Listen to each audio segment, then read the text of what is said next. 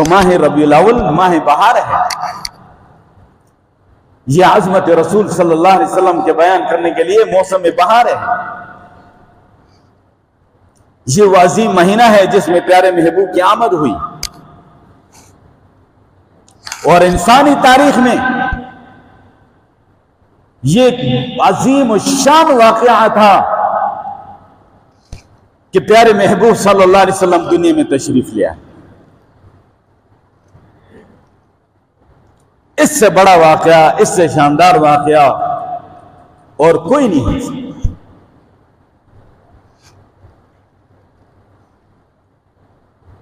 یہی وجہ ہے کہ ماہ ربیع الاول جب آتا ہے ہر مسلمان کے جذبات مچلتے ہیں، شوق ہوتا ہے، جذبہ ہوتا ہے.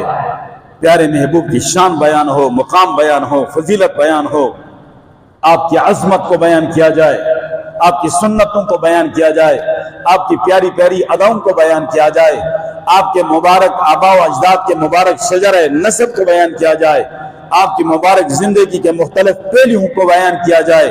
ہر مسلمان کے جذبات میں چلتے ہیں. اب جو مسلمان قرآن و سنت کا پابند مسلمان ہوتا ہے وہ اپنی جذبات کو کنٹرول کرتا ہے، اور اس موقع پہ وہ دیکھتا ہے کہ اللہ کا قرآن کیا کہتا ہے، پیارے نبی کا فرمان کیا ہے، صحابہ کا عمل کیا ہے، امت کے صلحاء کا عمل کیا ہے، وہ اس کو سامنے رکھتا ہے. جذبات اس کے مچلتے ہیں، شوق اس کا بھی ہوتا ہے، لیکن نہیں، وہ سمجھتا ہے کہ دین شوق پورا کرنے کا نام نہیں ہے. وہ سمجھتا ہے کہ دین اللہ رسول کے حکم کو پورا کرنے کا نام ہے. اس لیے ہر عمل کرنے سے پہلے وہ دیکھتا ہے، سوچتا ہے کہ اللہ کا حکم کیا ہے، پیارے نبی کا حکم کیا ہے، صحابہ کا عمل کیا ہے. وہ عمل کرتا ہے.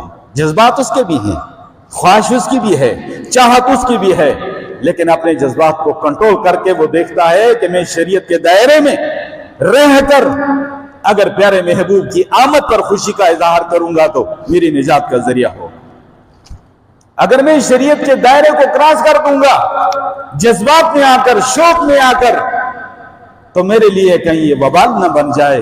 جو اللہ کا حکم یہ نہیں ہے، پیارے نبی کا طریقہ یہ نہیں ہے، صحابہ کا یہ طریقہ نہیں ہے، صلحاء امت کا یہ طریقہ نہیں ہے. اس لیے دین شوق کو پورا کرنے کا نام نہیں، اللہ اس کے رسول صلی اللہ علیہ وسلم کے حکم کو پورا کرنے کا نام ہے. اور یہ بات یاد رکھنا، ماہ ربیع الاول کا تقاضا کیا ہے، ہم سے ماہ ربیع الاول کیا چاہتا ہے، ہمیں کیا کرنا چاہیے. اس میں بات کروں گا آپ کے سامنے کہ ماہ ربیع الاول ایک پیغام ہے کہ پیارے محبوب صلی اللہ علیہ وسلم کی مبارک آمد کا موقع. آپ نے کہاں تک شریعت پہ، سنت پہ عمل کیا، پیارے محبوب کی کتنی سنتوں کو اپنایا، کتنی پیاری اداؤں کو اپنایا، تیری زندگی میں کتنی تبدیلی آئی، تیری زندگی میں کتنا انقلاب آیا. تو 50 سال سے، 60 سال سے، 70 سال سے ماہ ربیع الاول کو پا رہا ہے، اور سنبھالنے کے بعد تیرے اندر تبدیلی کیا آئی؟ تو کتنا پیارے محبوب صلی اللہ علیہ وسلم کے طریقے پہ چل رہا ہے، کتنی سنتوں پہ عمل کر رہا ہے، تیری زندگی کے اندر سے نافرمانیاں کتنی نکل گئی، کتنی اللہ رسول کی اطاعت پیدا ہوئی ہے، کتنی سنتوں کو زندہ کیا ہے، کتنا تو نے شریعت پہ عمل کیا ہے جو پیارے محبوب صلی اللہ علیہ وسلم لے کر آئے ہیں. یہ اپنا محاسبہ کرنے کی ضرورت ہے. 60-70 بہاریں گزر گئی، ماہ ربیع الاول آیا اور چلا گیا، ہر سال ایک پیغام دے گیا، اور میں نے اور آپ نے اس سے کوئی سبق نہ سیکھا، زندگی میں کوئی تبدیلی نہ لائے، پیارے محبوب کی سنت پہ عمل نہ کیا، شریعت پہ عمل نہ کیا. 50 سال جہاں پہلے میرا بزرگ کھڑا تھا، آج دینی لحاظ سے وہیں پر کھڑا ہے اور بڑا مطمئن ہے کہ میں تو بڑا عاشق رسول ہوں. تیری زندگی میں کتنا انقلاب آیا، کتنی تبدیلی آئی. تو تو نے شریعت کو کتنا سیکھا ہے، پیارے محبوب کے طریقے کو کتنا سیکھا ہے، پیارے محبوب کی سنتوں کو کتنا سیکھا ہے، پیارے محبوب صلی اللہ علیہ وسلم کی پیاری پیاری اداؤں پہ کتنا عمل کیا ہے۔ یہ سوچنے کی بات ہے، اپنا محاسبہ کرنا چاہیے، ورنہ کہیں ربیع الاول شریف آئے چلے گئے اور یہ ربیع الاول شریف آیا اور جا رہا ہے، ہم جہاں تھے وہیں رہے، کیا مقصد ہوا؟ صرف منانے سے مسئلہ حل نہیں ہوگا میرے دوستو، شریعت منانے کی چیز نہیں ہے، پیارے محبوب کا طریقہ منانے کی چیز نہیں ہے، پیارے محبوب کی سنت منانے کی چیز نہیں ہے، اپنانے کی چیز۔ ہمیں اپنانا ہوگا، مناتے مناتے ساری زندگی گزار دی، آج تہیہ کرو کہ انشاءاللہ پیارے محبوب صلی اللہ علیہ وسلم کے طریقے کو اپنائیں گے، شریعت کو اپنائیں گے، پیارے محبوب کی سنتوں کو اپنائیں گے، پیاری پیاری اداؤں کو اپنائیں گے، سنت رسول صلی اللہ علیہ وسلم اپنے چہروں پہ سجائیں گے، اپنے دل و دماغ کو عشق رسول صلی اللہ علیہ وسلم سے منور اور روشن کریں گے، در و دیوار کو روشن کرتے رہے، اپنے مکان کو روشن کرتے رہے۔ آج تہیہ کرو کہ اپنے دل و دماغ کو عشق رسول صلی اللہ علیہ وسلم کے نور سے منور کریں گے انشاءاللہ۔ ارادہ کرتے ہیں سارے؟ پھر تو انشاءاللہ نجات کا ذریعہ بن جائے گا، کچھ نہ کچھ حاصل ہو جائے گا، ورنہ حاصل وصول کچھ نہیں ہے۔ ماہ ربیع الاول کی نسبت پیارے محبوب کے ساتھ 4 ہیں، اس بات کو یاد کر لو۔ سب سے پہلی نسبت ماہ ربیع الاول کی پیارے محبوب صلی اللہ علیہ وسلم کے ساتھ یہ ہے کہ ماہ ربیع الاول میں پیارے محبوب صلی اللہ علیہ وسلم کی ولادت و سعادت ہوئی۔ یہ ماہ ربیع الاول کو یہ نسبت، یہ سعادت حاصل ہے، یہ عظیم نعمت ہے، یہ عظیم نسبت ہے، یہ عظیم سعادت ہے۔ دوسری نسبت ماہ ربیع الاول کی پیارے محبوب صلی اللہ علیہ وسلم کے ساتھ یہ ہے کہ پیارے محبوب صلی اللہ علیہ وسلم کو نبوت اور رسالت سے اللہ نے جب سرفراز فرمایا، آپ کی مبارک زندگی کے 40 سال پورے ہو چکے، 41واں سال شروع ہو چکا، تو آپ کو اللہ نے نبوت سے سرفراز فرما دیا، وہ ماہ ربیع الاول ہے۔ تیسری نسبت ماہ ربیع الاول کی پیارے محبوب صلی اللہ علیہ وسلم کے ساتھ یہ ہے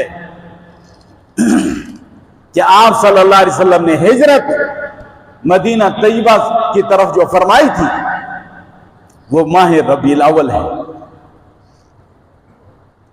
سوار کا دن ہے، ماہ ربیع الاول ہے، یکم ربیع الاول ہے، آپ مکہ سے غار ثور تک آپ نے ہجرت فرمائی،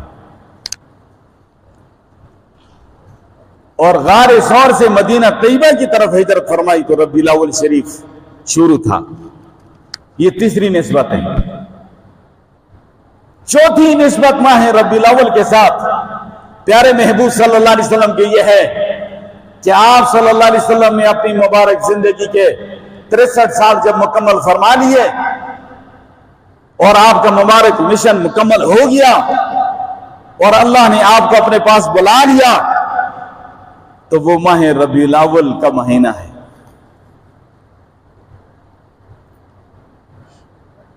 کتنی نسبتیں ہو گئی ماہ ربیع الاول کے ساتھ پیارے محبوب صلی اللہ علیہ وسلم کی؟ 4 ہو گئی۔ ان 4 نسبتوں کو بیان کرنا ضروری ہے یا نہیں ہے؟ دین کو پورے اعتدال کے ساتھ، پورے توازن کے ساتھ بیان کرنا چاہیے۔ ہم ایک پہلو رکھتے ہیں، باقی دین کے پہلوں کو چھوڑ دیتے ہیں۔ پیارے محبوب صلی اللہ علیہ وسلم کی ولادت و سعادت ماہ ربیع الاول میں، نبوت اور رسالت ماہ ربیع الاول میں، ہجرت ماہ ربیع الاول میں، دنیا سے رحلت اور پردہ جو فرمایا ماہ ربیع الاول میں۔ 4 نسبتیں پیارے محبوب کے ماہ ربیع الاول کے ساتھ۔ ان میں سے جو پہلی نسبت ہے ولادت و سعادت والی،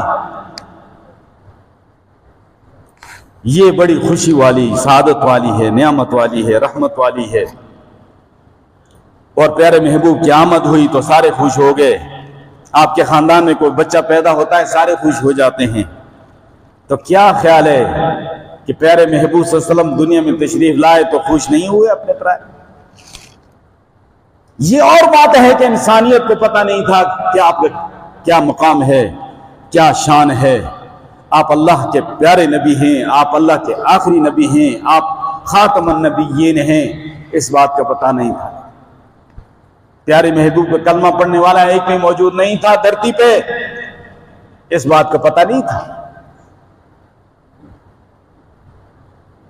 یہ وجہ ہے کہ پیارے محبوب صلی اللہ علیہ وسلم کی ولادت و سعادت کی جو تاریخ ہے اس میں اختلاف ہے۔ کسی نے 7 تاریخ فرمایا، کسی نے 8 ربیع الاول فرمایا، کسی نے 9 ربیع الاول فرمایا، ایک قول ہے 12 ربیع الاول۔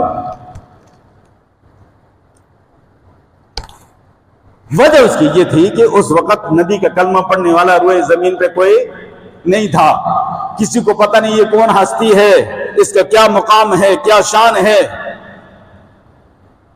لیکن جب پیارے محبوب صلی اللہ علیہ وسلم نے اپنی مبارک زندگی پوری فرما لی، دنیا سے پردہ فرمایا، تو 1.25 لاکھ آپ کے صحابہ کرام موجود تھے، اور اس تاریخ کو صحابہ نے یاد رکھا اور خوب یاد رکھا۔ کیوں نہ یاد رکھتے کہ وہ پیارے محبوب صلی اللہ علیہ وسلم کے ہر مبارک ارشاد کو یاد رکھنے والے، ہر سنت کو یاد رکھنے والے، ہر پیاری ادا کو اپنانے والے، لائی ہوئی شریعت پہ عمل کرنے والے، وہ آپ صلی اللہ علیہ وسلم کی جدائی والی تاریخ کو انہوں نے خوب یاد رکھا۔ جنہوں نے آپ صلی اللہ علیہ وسلم کے وضو کے پانی کے قطرات زمین پہ گرنے نہ دیے، جنہوں نے آپ صلی اللہ علیہ وسلم کے تراشے ہوئے ناخن مبارک زمین پہ گرنے نہ دیے، جنہوں نے آپ صلی اللہ علیہ وسلم کا تھوک مبارک زمین پہ گرنے نہ دیا، جنہوں نے آپ صلی اللہ علیہ وسلم کے بال مبارک زمین پہ گرنے نہ دیے، انہوں نے آپ صلی اللہ علیہ وسلم کی لائی ہوئی شریعت کو کتنی حفاظت سے اپنے سینوں کے ساتھ لگایا، اس کا آپ تصور بھی نہیں کر سکتے۔ اور جب آپ دنیا سے تشریف لے گئے تو وہ تاریخ یاد تھی ان کو، اور خوب یاد تھی، اور وہ 12 ربیع الاول تھی۔ آج یہ طرفہ ٹریفک چلا رہے ہیں ہم لوگ، اس پہلو پہ کبھی غور کیا؟ 1.25 لاکھ آپ کے صحابہ موجود ہیں، انہوں نے آپ صلی اللہ علیہ وسلم کی تاریخ وفات کو خوب یاد رکھا۔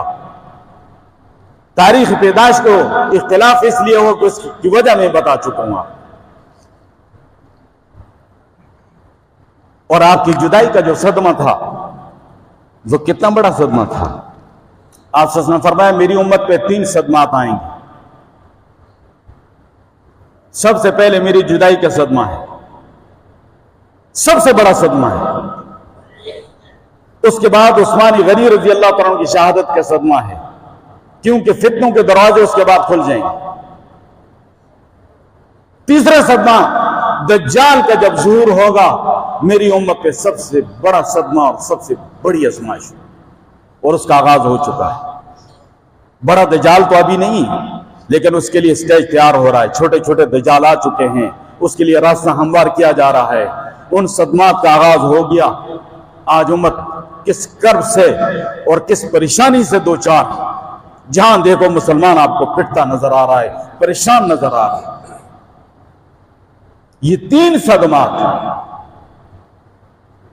تو انہوں نے اس لیے اس تاریخ کو یاد رکھا، اس لیے ان 4 چیزوں کو سامنے رکھ کے ماہ ربیع الاول کا حق ادا کرو، ماہ ربیع الاول کے پیغام کو اپناؤ۔ پیارے محبوب کی آمد کا مقصد کیا ہے، آپ کا مشن کیا ہے، اس کو اپنانے کی کوشش کرو۔ منانے سے کچھ نہیں ہوگا، بہت منا چکے ہو، آپ اپنانے کی طرف آ جاؤ، نہ جانی زندگی کب شام ہو جائے۔ اللہ مجھے آپ کو عمل کی توفیق عطا فرمائے۔ وآخر دعوانا